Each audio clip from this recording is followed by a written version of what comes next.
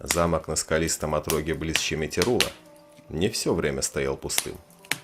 Раз, а то и два раза в сотню лет появлялся в нем новый хозяин.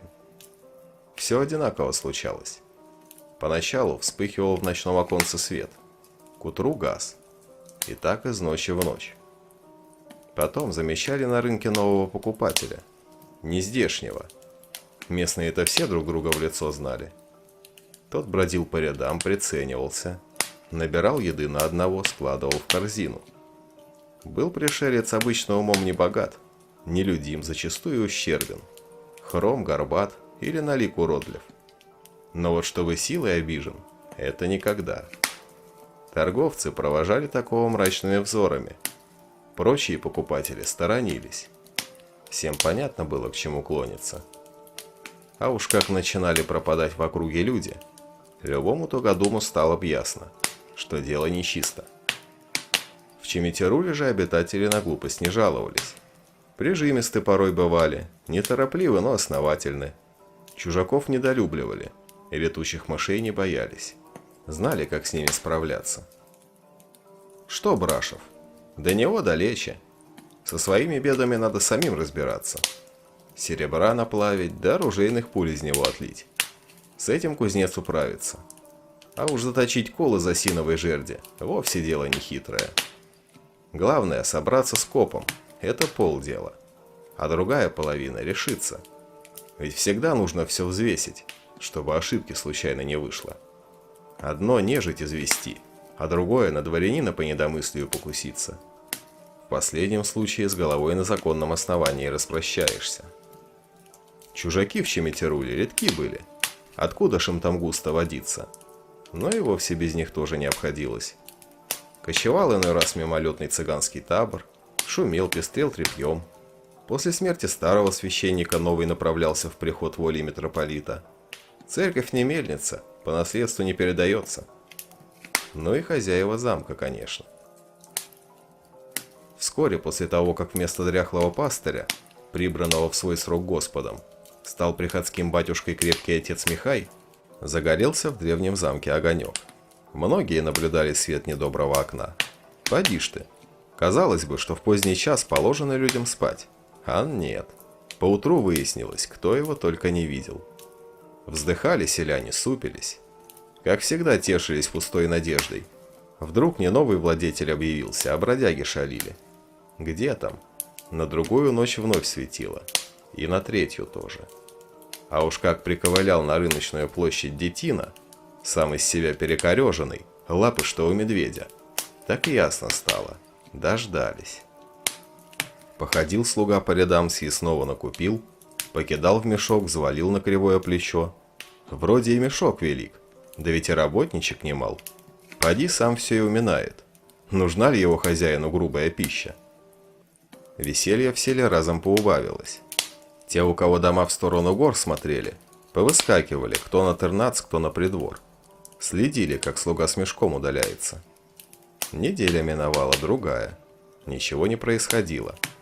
Горело полуночное оконце, являлся за покупками уродливый слуга.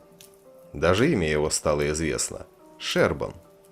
А вот какому хозяину он служил, про то никто не ведал. Кряхтел Шербан и отвечал расспрашивавшим неразборчиво. «Може обойдется, а?» – вопрошал сам себя староста, окруженный селянами. Не обошлось. На третью неделю пропала Разванова дочка. Переполошился Чемитирул. Дети здесь и в спокойные времена терялись, спору нет. Но когда в замке кто-то поселился, это уж событие особое. Искали девчушку, в лесок бегали, шарили в речке. «Зряшная затея!» – вздыхали старики. «Живой не сыщем, сама собой объявится». И правы деды оказались, и неправы. Живую девчонку ни у реки, ни в лесном овраге не нашли, но и тело ее не обнаружили. «Неправильно это!» – бубнили деды, головами трясли. Разван едва ума не лишился. Жена его с лица спала, сидела в чинду у погасшей печи, пустыми глазами пялилась в стену. «Нужно в замок идти!» – бросился Разван к старости. «Засел в нем кровосос!» Тот мялся, глаза отводил. Может, дочка вернется еще, а? А раньше возвращались. Сказывали, будто знавали такие случаи. Только кто же им был рад? Допек Разван старосту. Староста к отцу Михаю. Видно, придется насчет упыря дознания вести. Вздрогнул священник, но с собой совладал. Если так, то Бог нам в помощь. Людей поднимать сразу не станем, мало ли что. Днем в замок явимся. Кивнул отец Михай задумчиво. Есть резон. В полдень добрались до замка трое. Священник, староста да кузнец. Кузнеца зазвали для уверенности. Силен как черт. И для солидности. Ковалей на селе всегда уважают. Брякнул староста кольцом в запертые ворота. Никто не отозвался. Брякнул в другой раз. Тишина. Священник стоял позади всех. Кузнец, для солидности сплюнув, громыхнул кулаком по створке. «С петель ее разве снять, а?» Замахал на него староста руками. «Погоди ты!» Захрустели башмаки за воротами. Приоткрылось окошко в ладонь величиной. «Кто?» – прохрипел Шербан. «Скажи хозяину, что явились к нему гости из села. Высказать уважение!» – приосанился староста. «Спит. Будить не велено». «Разбуди!» – рявкнул кузнец. Шербан лишь головой помотал. Кузнец набычился, но староста его отстранил и вопросил у пары глаз в окошке. «Откуда ж вы прибыли? По какому праву в замке живете?» «Господарь пожаловал», — донеслось с той стороны. «Есть у хозяина грамота». «Вон а как! Господарева грамота не шутка. Здесь нам шуметь не стоит», — протянул староста. «Не врет ли?» — усомнился кузнец. «Проверим при случае». Случай вскоре представился. На другой день прибыл в село Шербан. Направился на рынок к старости. Долго мусолил слова непривычно длинной для него речи. «Мой хозяин зовет вас в гости и товарищей ваших почтенных. Для вас завтра в замке ужин. Извольте быть на закате». Шербан аж вспотел, пока все выговорил. У старосты тоже испарина проступила. Холодная. Но деваться некуда, нужно идти. На рынке в тот день Шербан 2 мешка наполнил. Сутки спустя, под вечер, снова троица была у ворот замка. Закат красил стены алым. Шербан, сдвинув засов, открыл воротину. Староста, пастырь и кузнец вступили во двор. Мрачен был замок, холоден и неуютен. Держа в кулачище фонарь, Шербан прошаркал по коридорам. Внутри помещения выглядели почти нежилыми.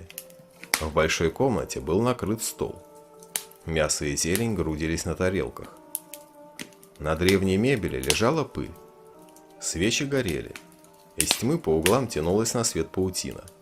Ставни на окнах были задвинуты. «Рад видеть вас в моем доме», — раздался голос. Гости, застигнутые врасплох, смутились. Вышел к ним хозяин. Был он крупен в теле, силен.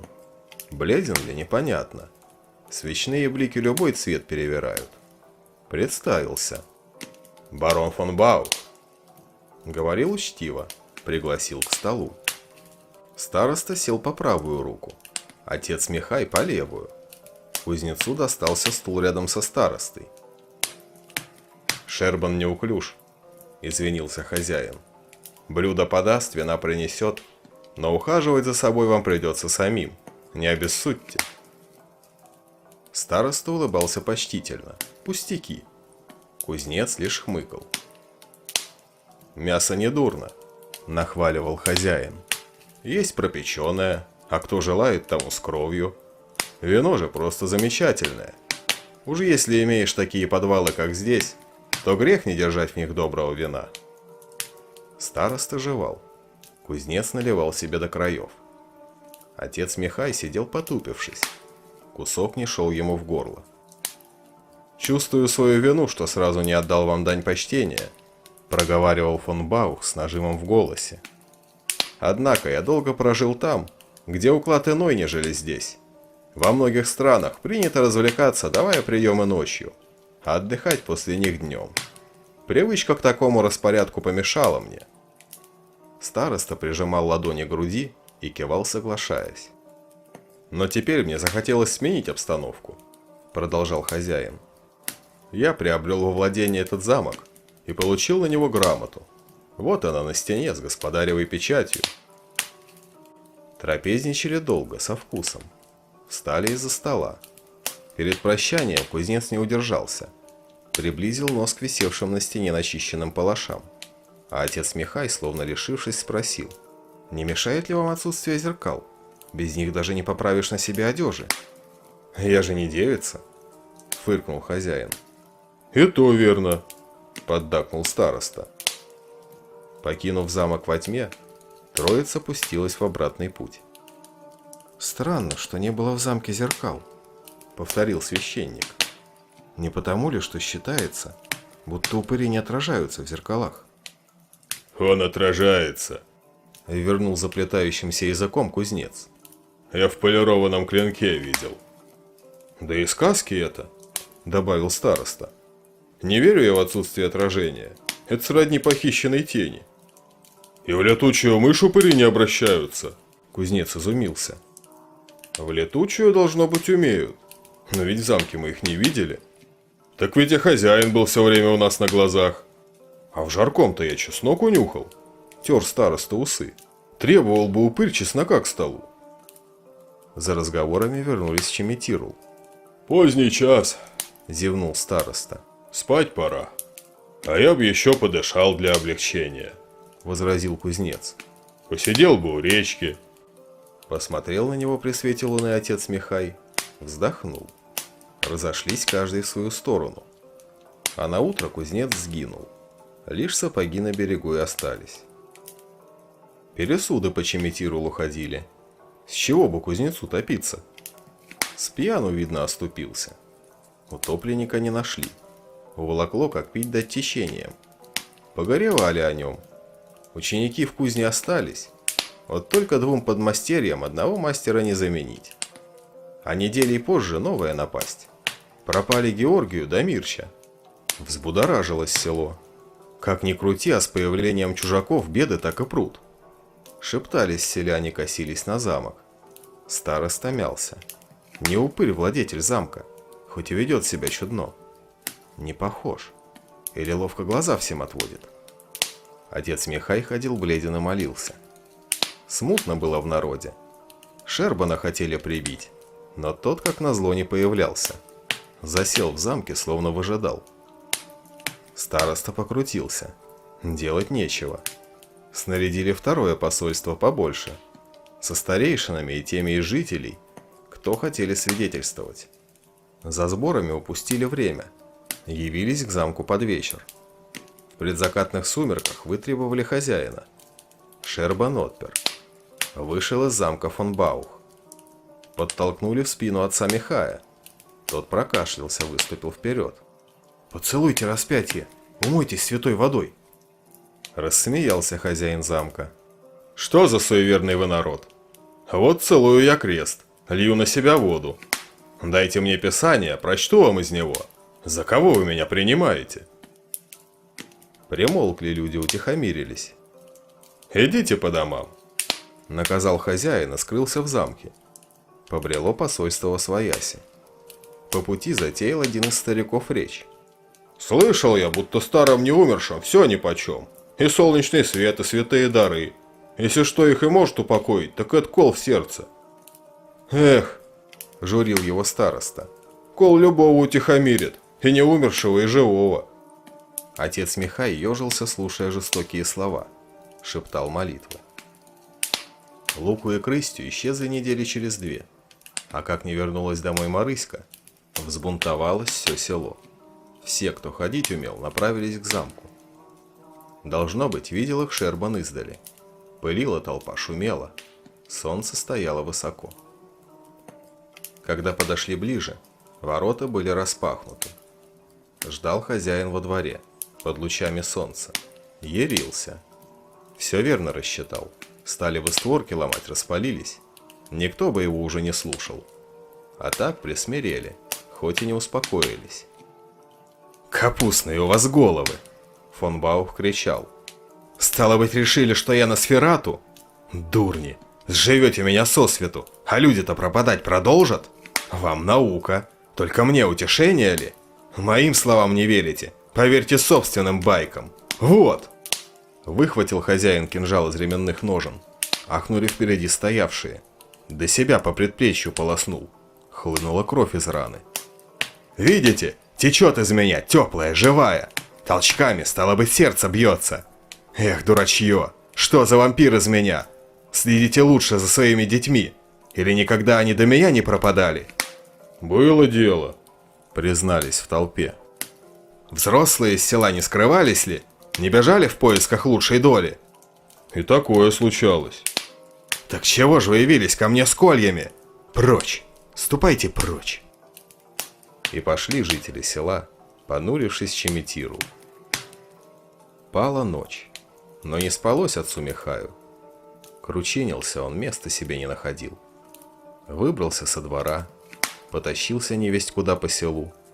Заслышал шорох, остановился. Показалось ли ему, что где-то рядом человек? Замер отец Михай, стоял неподвижно, пока не набросились на него из тьмы сзади и не скрутили.